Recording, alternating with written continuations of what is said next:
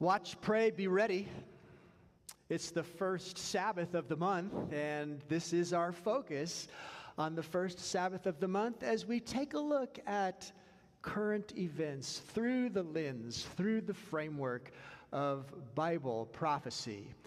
And of course, being July as it is, our attention is focused around the history and heritage of our country as it relates to the Declaration of Independence in those early days of our country.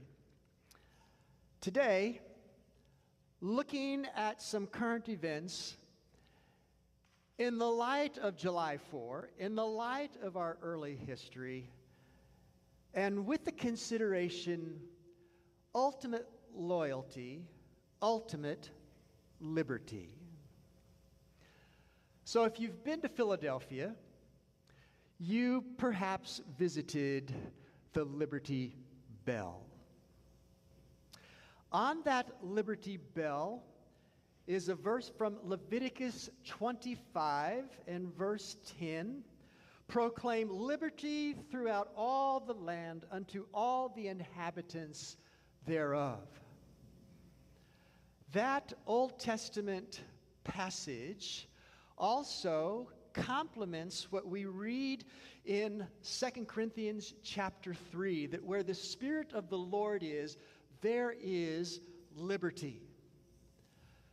So those of you who are familiar with American history may already be aware that in 1751, the Pennsylvania Provincial Assembly ordered a new bell for the Pennsylvania State House, which is also now known as Independence Hall.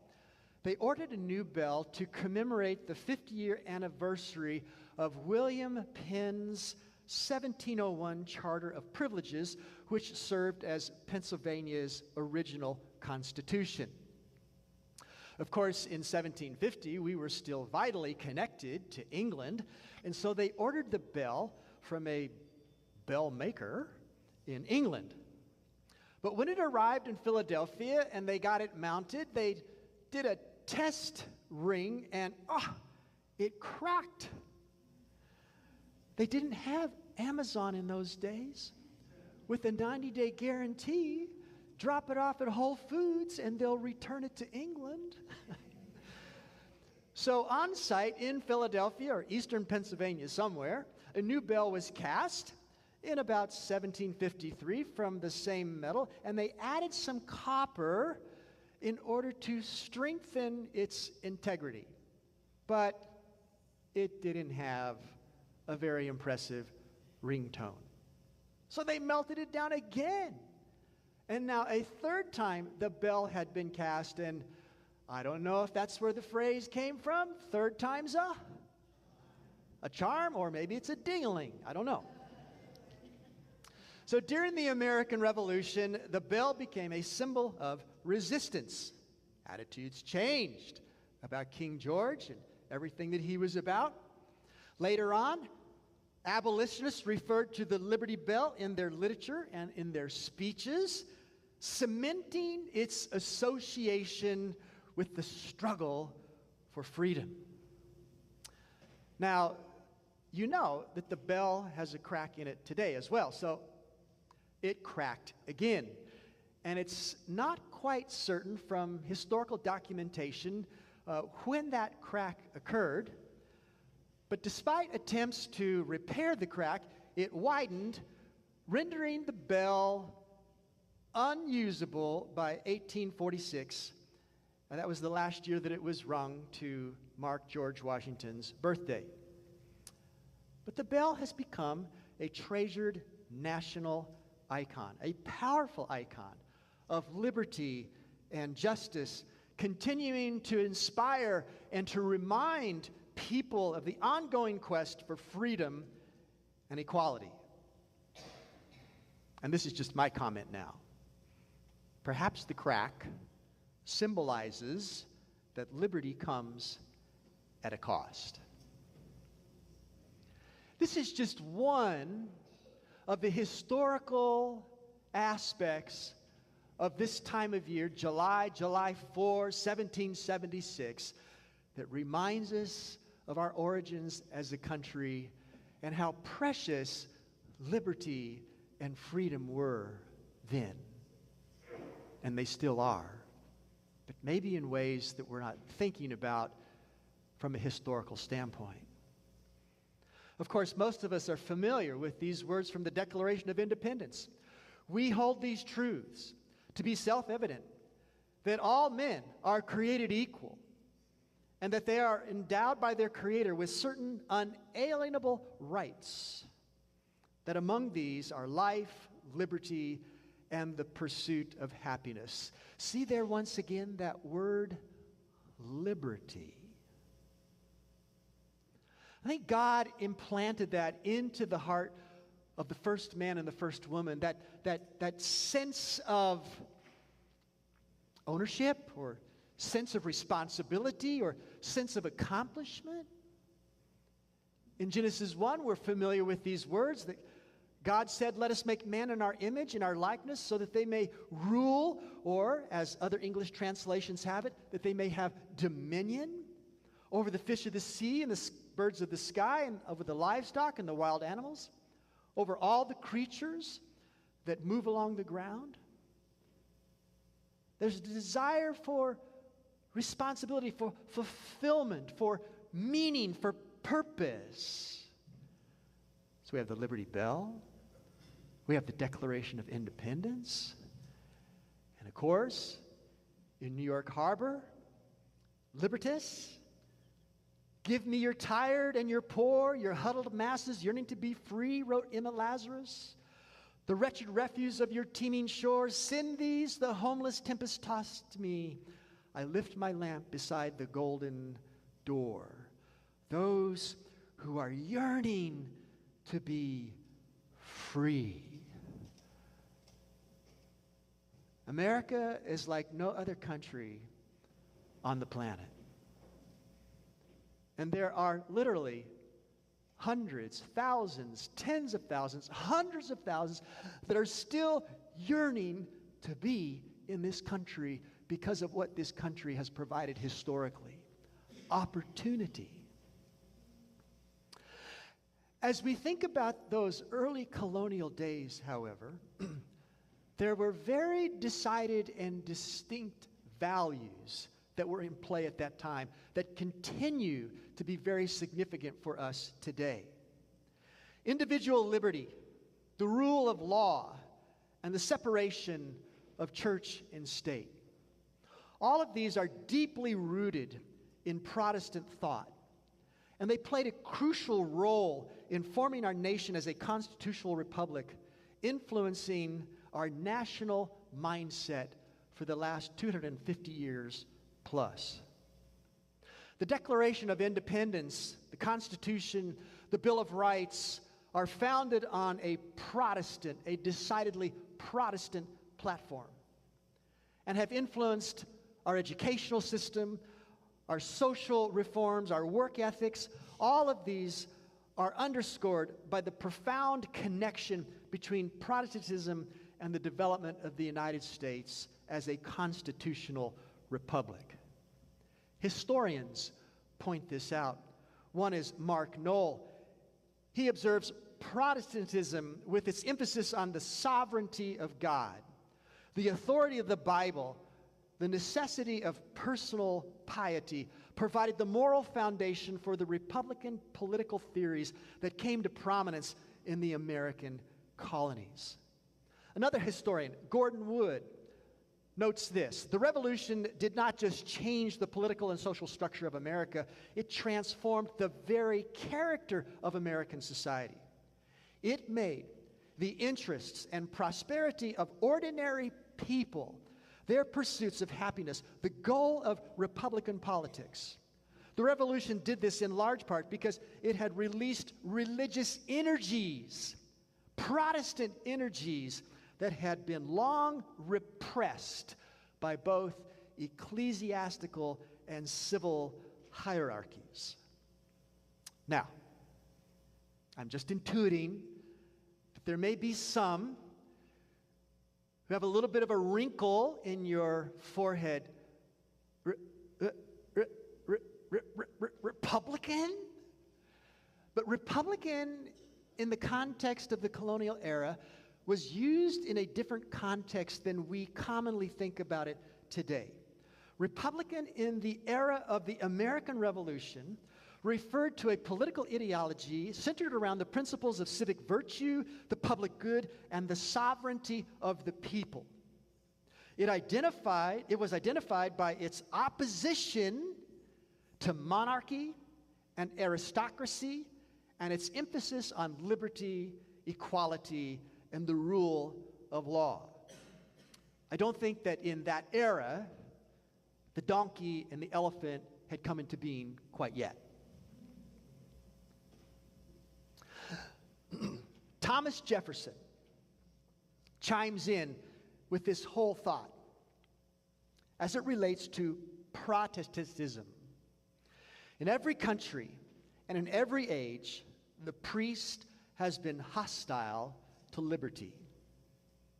He is always in alliance with the despot, abetting his abuses in return for protection to his own. This is not restricted to one religion only. Now, he's implying, when he uses that word priest, he is implying a particular religious community. He says this is not restricted to one religion only, but applies to all those with hierarchical structures. So Jefferson's concerns were that religious authorities could undermine democratic governance by aligning themselves with political powers. And of course, this was in large part the reason why people came to the New World, because they wanted to escape the monarchy and they wanted to be released from popery.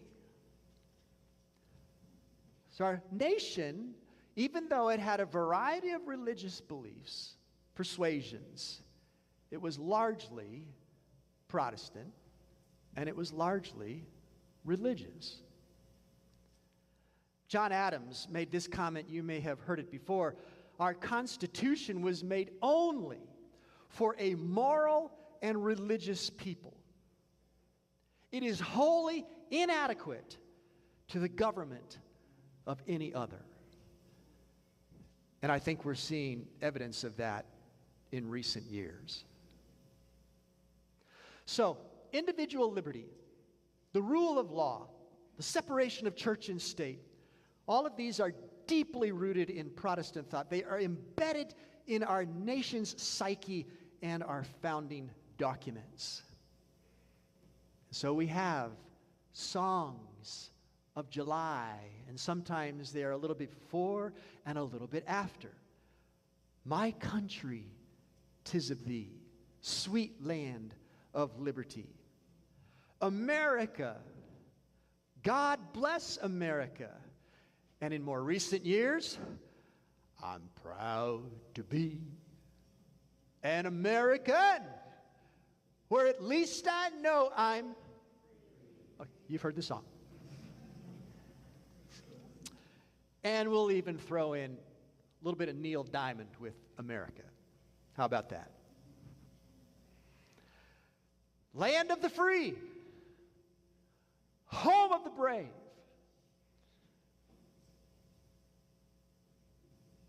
But not always. And not forever. From our understanding of prophecy, and specifically in Revelation, we read about this bizarre-looking beast that John saw in vision, as is recorded in chapter 13. It's a beast that arises from the sea. And summarizing what John saw, this beast receives its power from the dragon, a throwback to the prior chapter, chapter 12. It speaks blasphemy against God. It wars against the saints for a defined period of time, at least a defined period of time that is marked by intentionality and dominance. It receives and heals a deadly wound, and the world worships it. This is just very, very, very cliff noted. Now, it's that beast power that contributed to the birth of this country. It goes back to what the historian noted, that people came to this country because it released their religious energies, Protestant energies, that had been long repressed by both ecclesiastical church and civil monarchy, kings, hierarchies.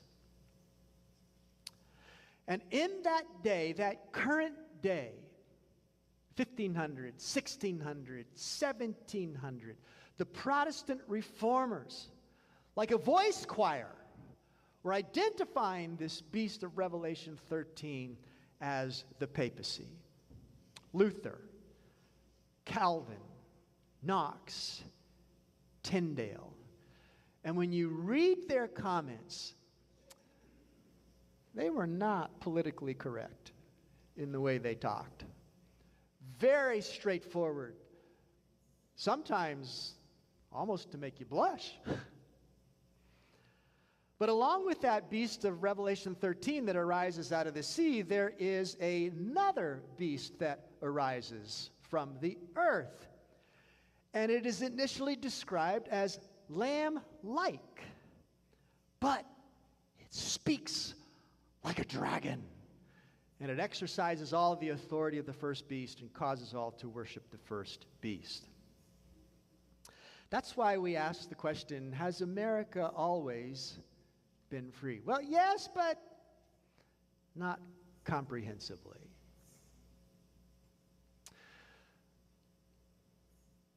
From scholarship at Andrews University, we read a research paper entitled "The Connection Between Slavery and Prophecy as It Related to the American Nation in the Writings of the Adventist Pioneers During the Antebellum Period, prior to the Civil War." And you see the authors of that paper and the web address in which it can be found. One of those Adventist pioneers, as we refer to them, is John Nevins Andrews, whose name bears the university now. He provided an article in the Advent Review in 1851 entitled "Thoughts on Revelation 13 and 14. Here's some of what he wrote. "We regard this two-horned beast, then, as the symbol of civil and religious power, differing in many respects from those which have preceded it. It is, in appearance, the mildest form of power which ever existed, but it is, after having deceived the world with its wonders, to exhibit all the tyranny of the first beast. Are the pretensions of this power well-founded, he asks? Let us examine. If all men are born free and equal, how we then hold 3 millions of slaves in bondage? Why is it that the Negro race are reduced to the rank of chattels, personal, and bought and sold like brute beasts?" So even in the 1850s, some of our leaders in the Adventist community were recognizing that the lamb-like beast can speak like a dragon. About 6 years later, Andrews writes another article. Here's a clip from that article, 1857. "And he had 2 horns like a lamb, and he spoke as a dragon," referencing Revelation 13:11. "This animal has a dragon heart. His disposition, his motives, his intentions and desires are all like a dragon. His outward appearances, his horns are lamb-like.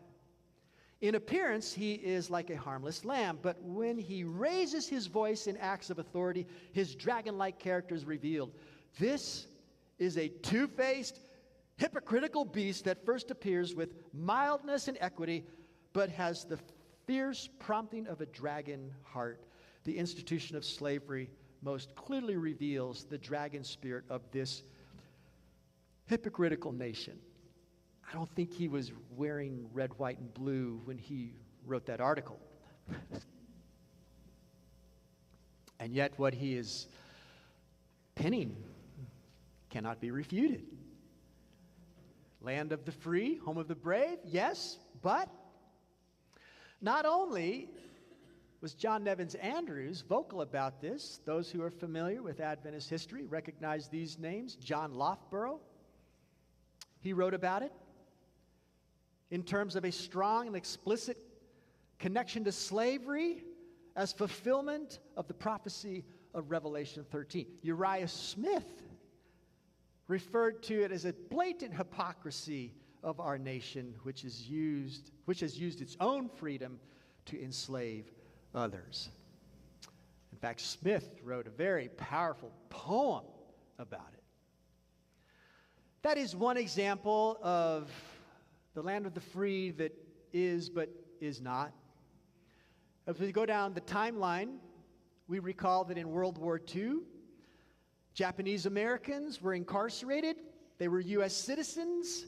They were incarcerated on the potential fear that they might switch sides in World War II and become supportive of the nation from which they had originally immigrated from. Their internment, their incarceration is recognized as a great civil rights violation. Lamb-like, but can speak like a dragon. More recently, during the COVID pandemic, no jab, no job, no choice. And now, in the rearview mirror, we are discovering that I would say that had tones of dragon-like speak. You may not agree with that, but to me it feels and sounds like it. So, land of the free and home of the brave. Remember, John Adams made the comment, our Constitution was made only for a moral and religious people. It is wholly inadequate for the government of any other. And in the last 40, 50 years, and more recently in the last 10 years, certain elements of our society, those in leadership, observe what's going on, and they are concerned to the level that it keeps them up at night, because as they look at our country and as they read various descriptions from the scriptures, they say, that's America. From Romans 1, Paul identifies the human nature filled with all unrighteousness and immorality and wickedness and covetousness and maliciousness, full of envy, murder, strife, deceit, evil-mindedness, haters of God, violent, proud, inventors of evil things, disobedient to parents. He comes back to this in 2 Timothy chapter 3. Traitors, headstrong, haughty, lovers of pleasure rather than lovers of God, without self-control. And various leaders in our country look at this and they go, our country is going down the tubes. In 1 Timothy, first letter that Paul wrote to Timothy, we read what the apostle wrote in this one instance about the law. The law is not made for a righteous person, but for the lawless and insubordinate, for the ungodly and for sinners, for the unholy and profane, for murderers of fathers and murderers of mothers, for manslayers, for fornicators, for sodomites, for kidnappers, for liars, for perjurers. There is definitely a role for the law in controlling public behavior. And that desire to lift up the moral value of our society in general is coming to the surface with great intensity.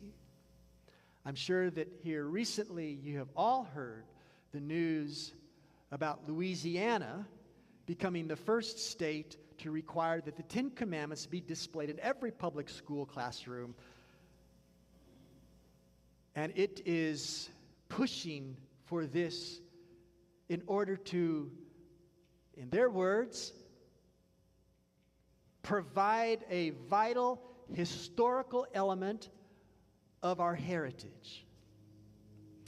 So, Governor Jeff Landry signed into law a requirement that a poster-sized display of the Ten Commandments must be available in every classroom from kindergarten to state-funded universities.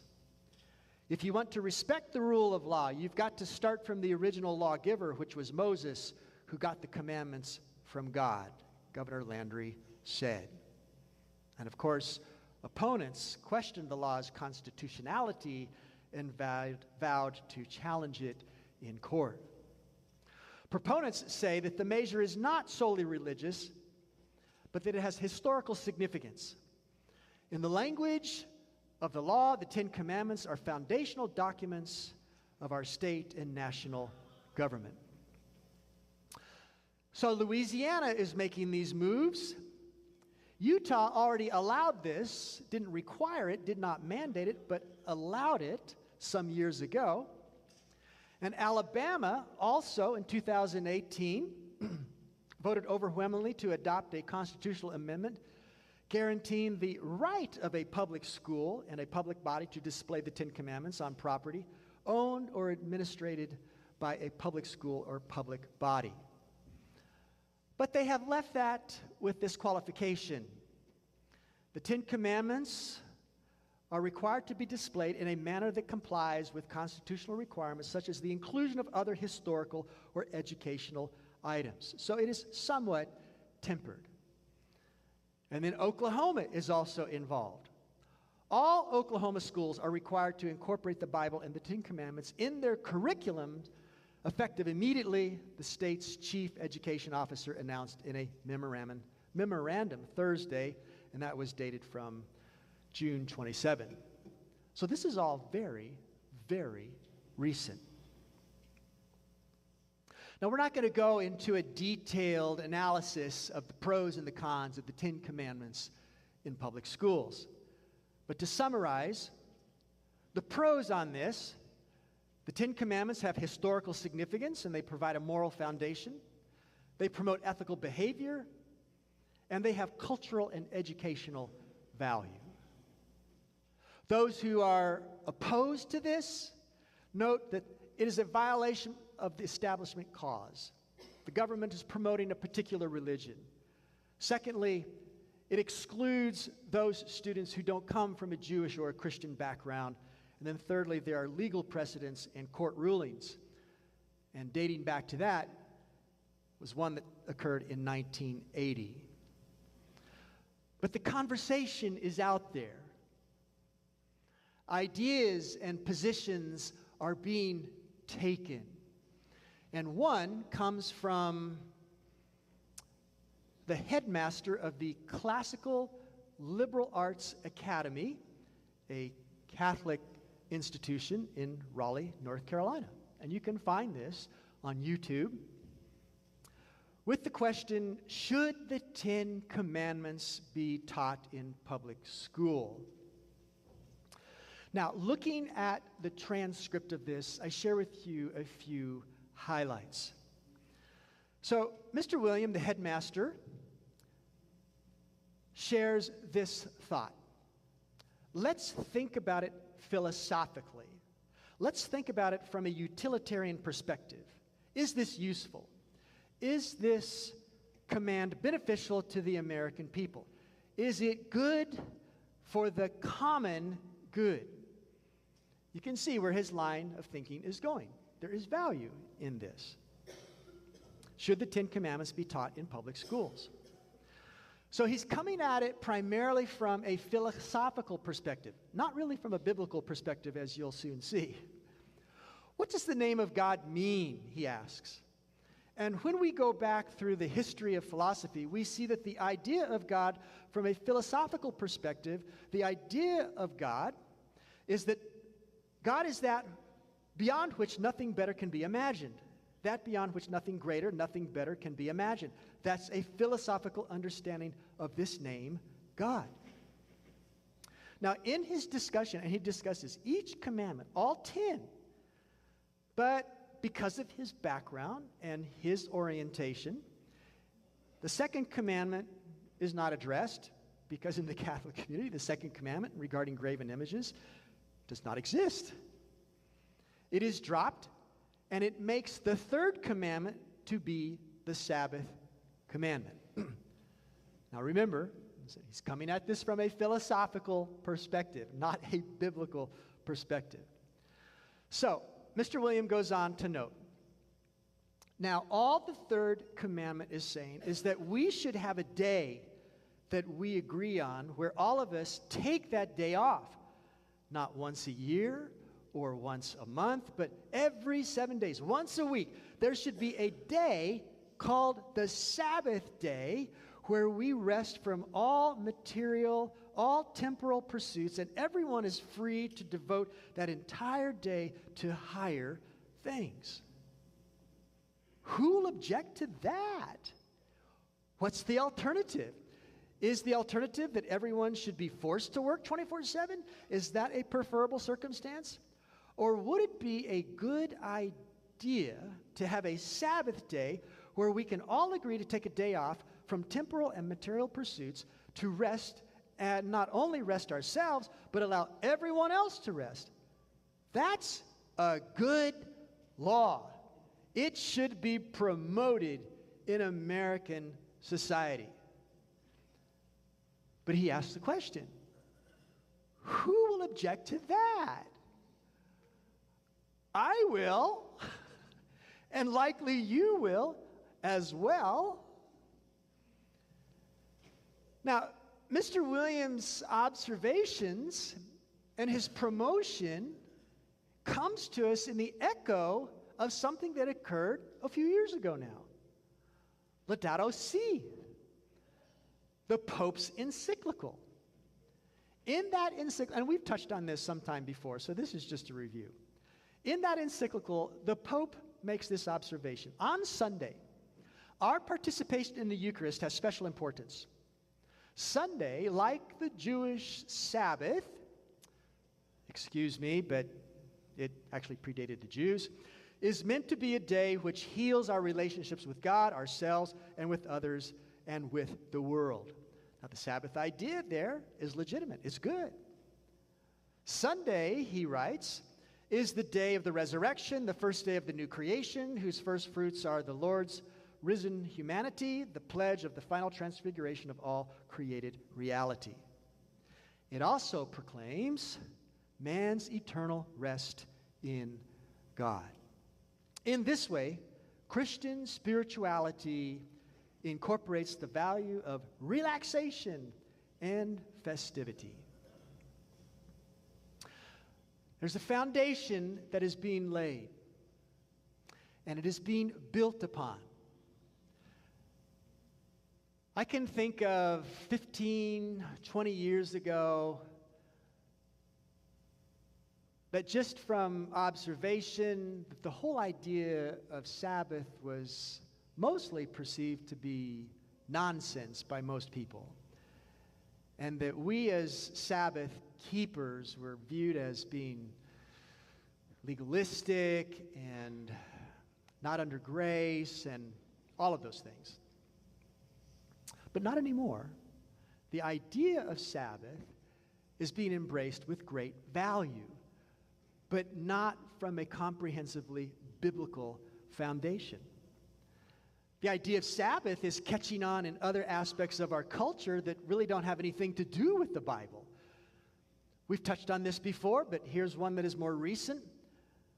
Earth Sabbath. Earth Sabbath. Embracing the weekly Earth Sabbath, a tradition for environmental sustainability. The weekly Earth Sabbath is a voluntary tradition that encourages taking a day off from activities that harm the environment, similar to a traditional religious Sabbath. So we're just going to take what has a religious foundation and use it in a different application.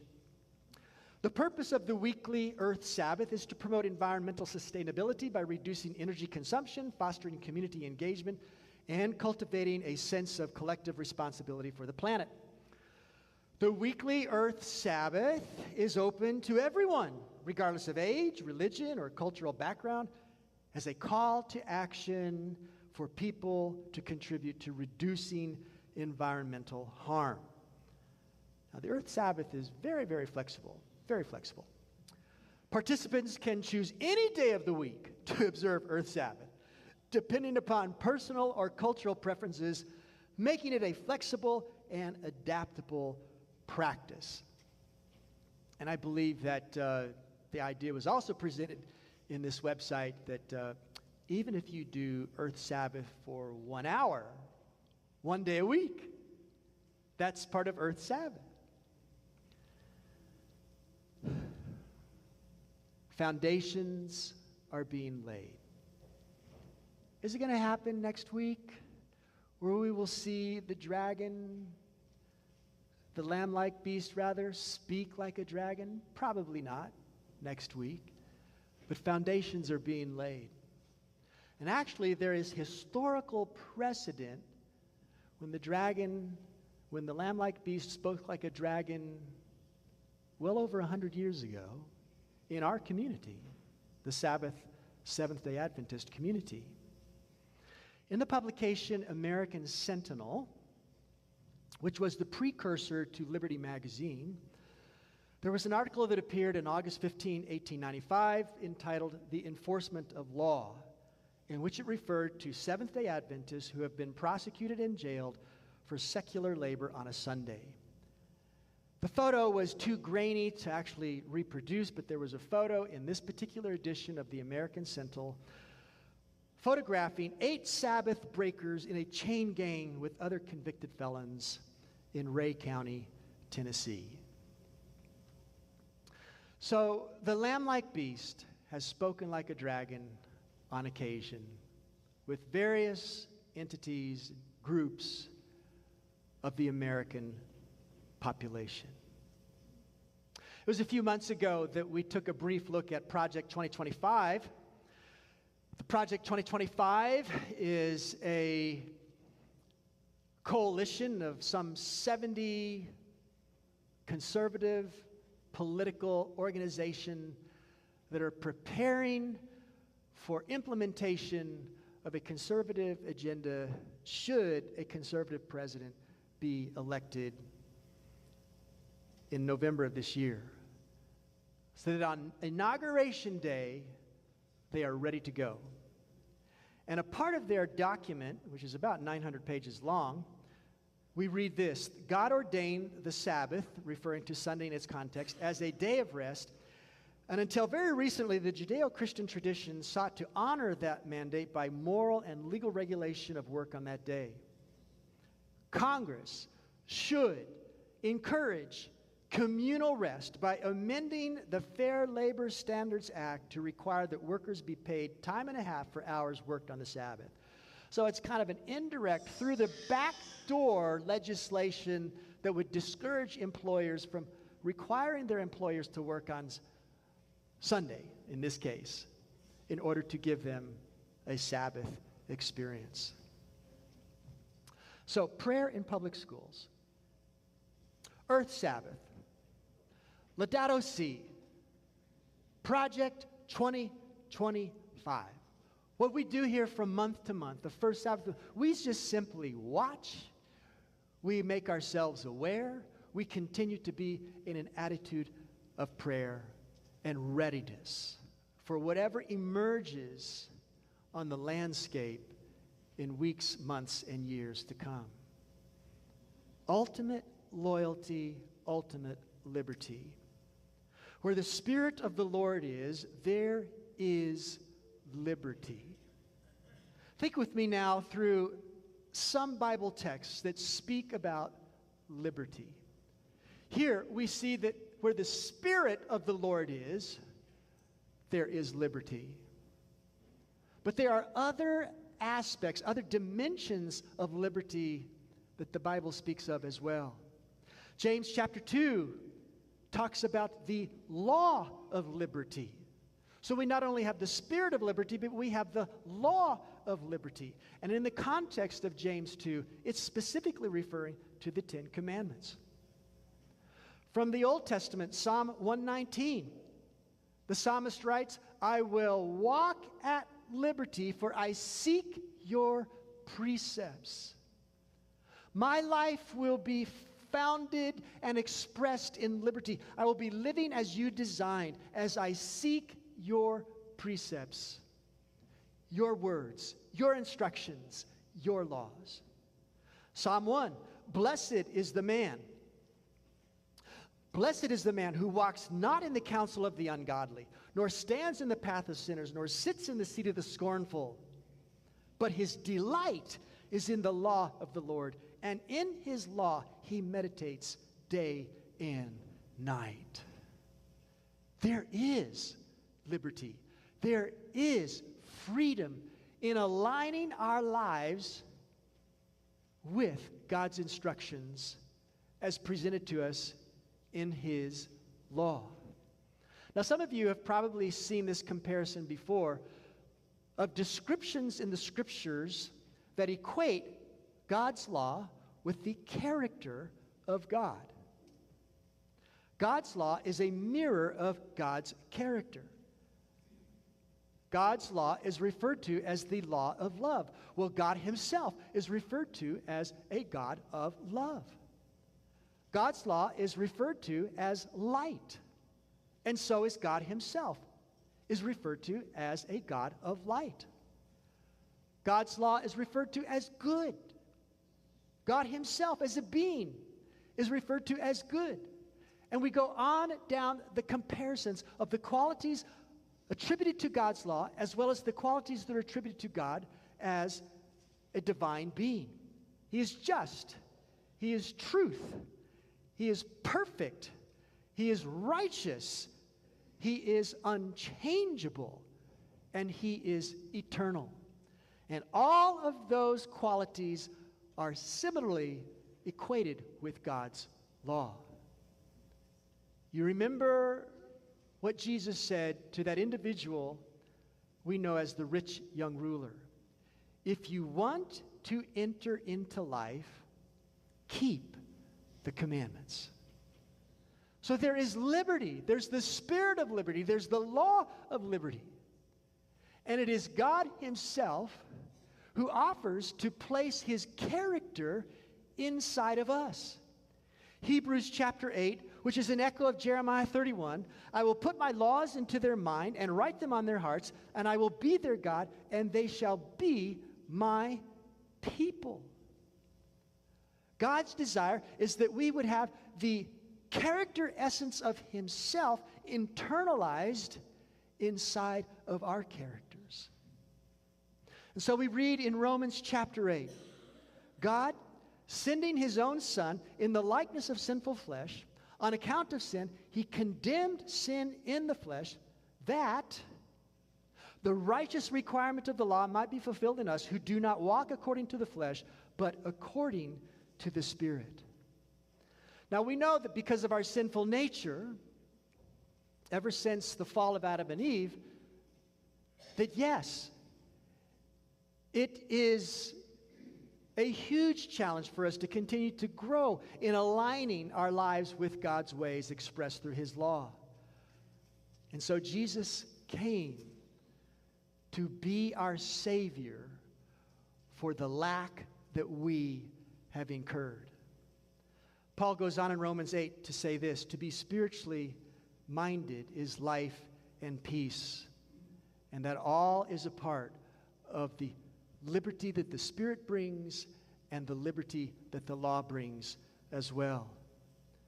We go back to Psalm 1, which is simply a precursor to what we read in Romans 8.